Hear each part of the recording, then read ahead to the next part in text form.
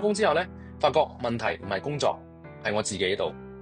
直到我開始接觸電商，我先至慢慢明白我真正想要啲乜嘢。我開始做電商，其實係因為想搵多啲錢嘅啫，好現實，但係又真實。我冇諗過呢樣嘢咧會改變我對人生意義嘅理解嘅。